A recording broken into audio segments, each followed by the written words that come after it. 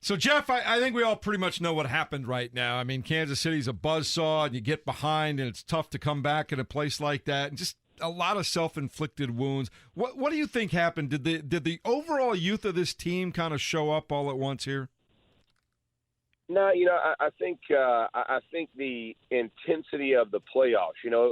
I went back yesterday and went over some film. And the very first play, that we're coming out, we got a little zone read, which has been a good play, pretty consistent play right off the jump. And, here comes D Ford off the edge, and you could tell that Bob Sutton had told his guys, listen, when they run this play, we're going to penetrate and try to make plays in the backfield. And 2 or 3 guys are open in the backfield. They make the tackle. And I think they just weren't expecting that type of game speed. And then once you're behind with the Chiefs, we had talked about it on Saturday, really before the game, that's where the impossibility comes. That's when they can really, really pin their ears back. And I think it was one of those things that once they grabbed the momentum, it was one thing they just couldn't overcome. I don't know that it's necessarily age, because they just won a playoff game. So you understand kind of what that looks like. I think the intensity of the Chiefs in particular were just one that was tough to overcome on Saturday. Jeff, I was pretty stunned by the offensive effort on Saturday. The defense giving up 31 points, I could totally understand that. But the offense only producing 6 points and just getting beat up front was probably the most surprising thing to me. How surprising was that to you? Very. I couldn't agree with you more. I did not think the Chiefs' defensive line and linebacking core could do to the Colts what they did. That being said, I will say that I think they had a really good game plan early, and I think, like I said before, I think once you kind of get taken out of your game, now it's, and this is for any young player, it's how can we respond? What can we do? And I think, just too many things happen. We made too many mistakes. You flip it over on defense, and we're jumping off sides, too many times. It's the details. It's not the overall glaring, wow, we just really didn't play well. It's all the details that you had focused on all season that you find that we're not as a football team, and they start to become glaring issues. And I thought the Chiefs up front had a really good plan. Like I said, I think Sutton did a good job understanding in any zone read, we're gonna penetrate. If we can get to the backfield, we're gonna cause noise, we're gonna cause havoc.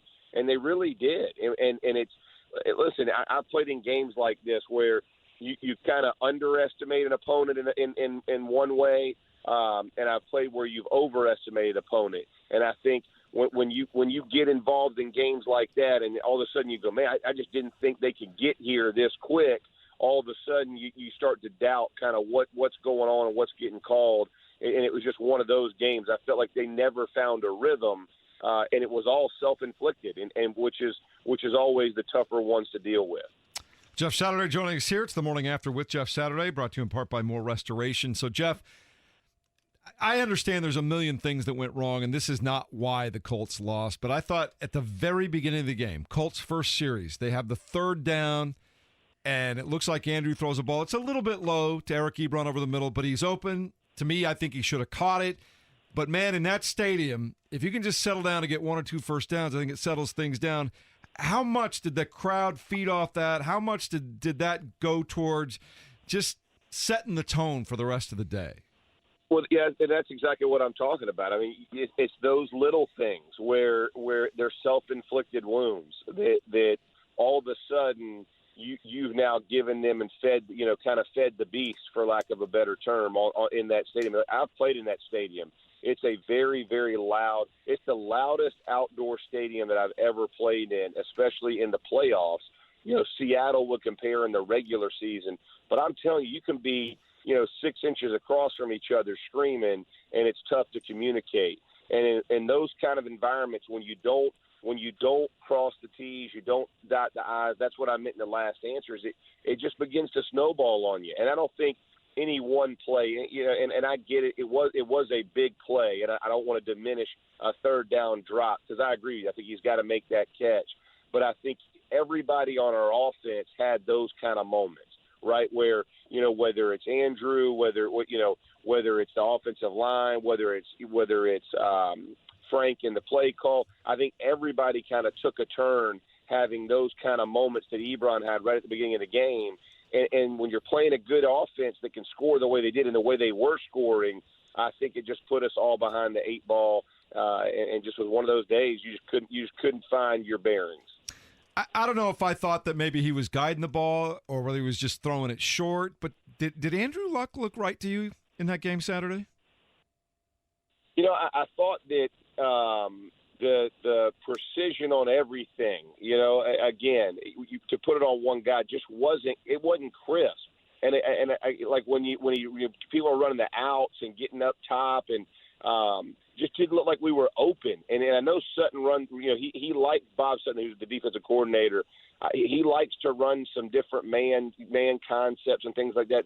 And I'm just not sure that guys, where they were going to be, that either Andrew knew, hey, this is where the ball is going to be. It's going to be on time, or where the route is because of the weather and the footing on the outside when they come out. I'm not sure what play, but there was just no rhythm. I mean, that's the bottom line. As you get down to it, and whether it's Andrew or whether it's the receivers, there was just no crisp. Like we talked about the week before in Houston, a guy's hitting his foot, the ball's gone, he's coming open, Inman's got guys spinning around, and we're 4 yards open. It was not that type of game, and we just didn't make those contested plays. Jeff, I remember talking on Saturday, and you were pretty adamant that this will be unlike any challenge the Colts defense has seen all year long, and it's borderline impossible to replicate what Kansas City does on the offensive side. What did you see from that Indy defense early on in giving up 24 first-half points?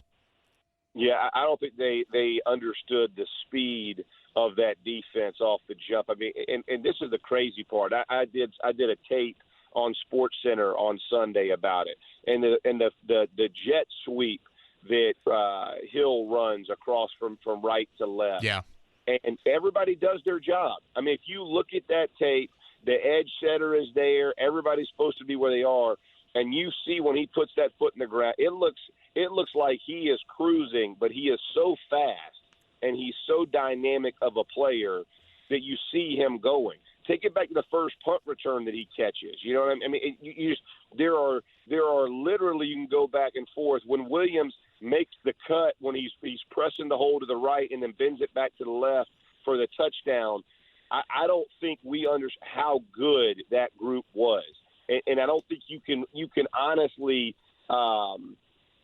predict how good they're going to be until they get there. When a team is that explosive and you're seeing that many points, that's not common, and you now know why with Kelsey, Hill, Williams. Keep naming names. Everybody keeps showing up. It's just one of those things where when you see it, it's a buzzsaw, man. I mean, it is a tough thing to overcome, and they just played better. I mean, they absolutely played better. The season is over, but man, from 1-5 to 2 playoff games. At the end of the day, when you really step back, you got to feel pretty good about this thing. So, Jeff, I know the Colts feel good about this. I know they've been talked about as one of the better teams now in the NFL. They were one of only 8 left standing at the end of the year, but obviously more has to be done. Where do you think the Colts turn in this offseason? How do they start to continue to build this thing? Yeah, no, that's a great question. I think, like you said, I think one thing I would never want anybody to miss is how spectacular of a season this past one was. I know we all sat around and talked 5 wins, 4 wins. I remember I think I said 8-8 would be a heroic season, by Frank Reich and his group to be in 2 playoff games. It's something special, and you can tell they're really building that culture. So I want to make sure that everybody understands we're all in agreement on the way that looks. Now, as far as moving forward, I think there's a number of areas really where, they'll begin to kind of build and foster what they're looking for, what Chris Ballard and what the defense is really going to look for in that 4-3. So I would imagine edge pass rusher will probably be one. When you think about what you're trying to get, what you're trying to gain from that perspective, I'm sure they're going to look in the defensive backfield a little bit. Although those guys played really well this year, I'm sure they're going to look there. they'll look probably to solidify more of the O-line again. And then I think outside of pass rusher, I'd say the other one is wide receiver. Finding a dynamic two or more to help.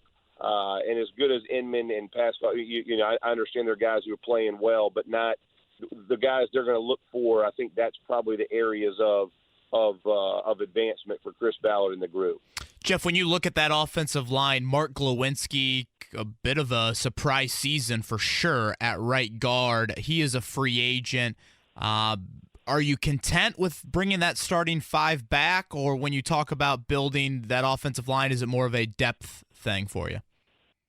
Yeah, I think depth thing, in my opinion. And because here's the deal you always is an offensive line as a unit, you get that.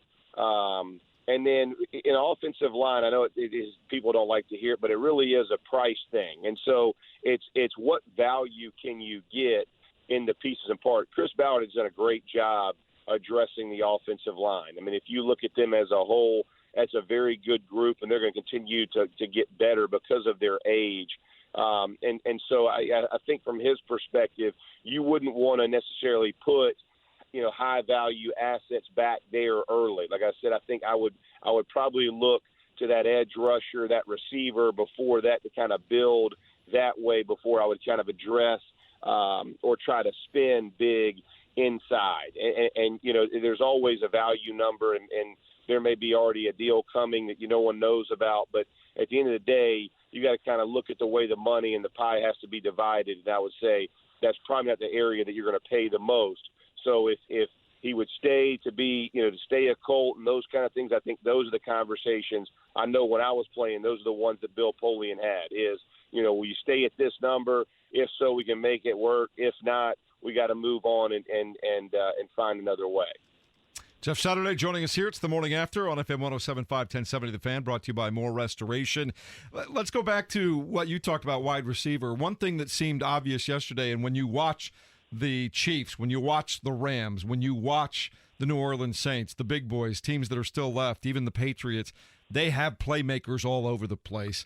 Is it more than just one playmaker? Do the Colts need to go get maybe two? I mean real playmakers, guys that, I don't know if you can find them, but the Tyreek Hills, the Travis Kelce's, difference makers. How do you go about that?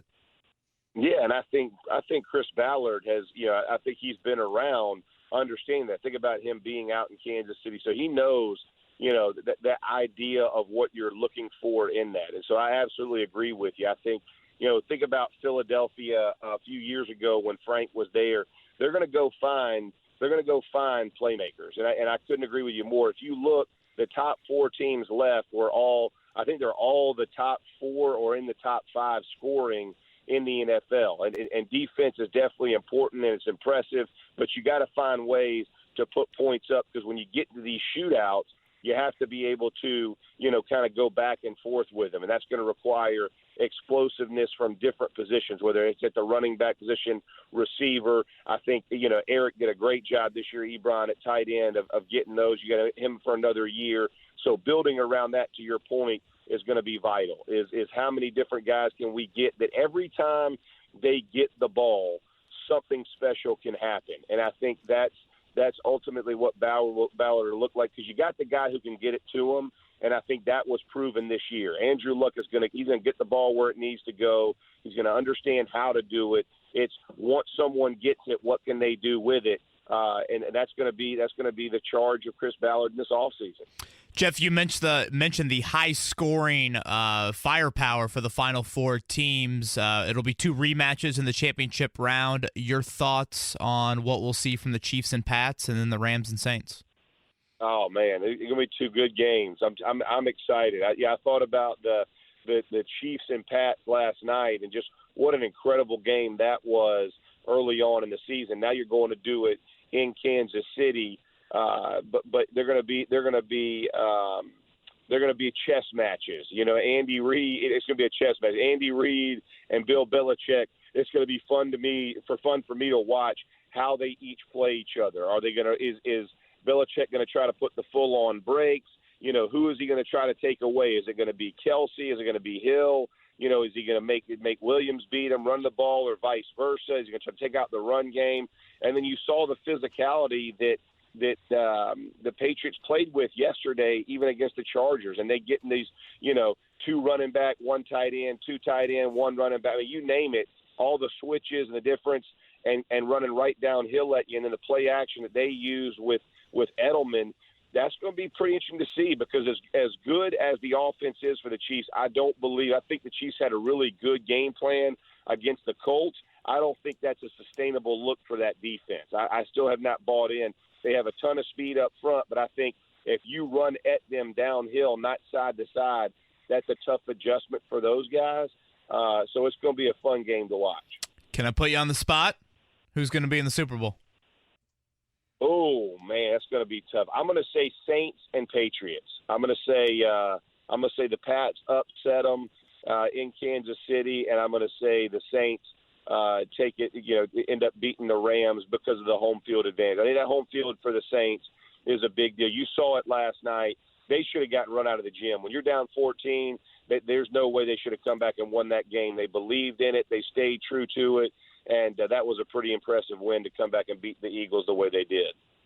Jeff, always good to talk to you. We'll let you go do some TV. We'll do it again next week, all right? All right, perfect, fellas. Y'all have a great one.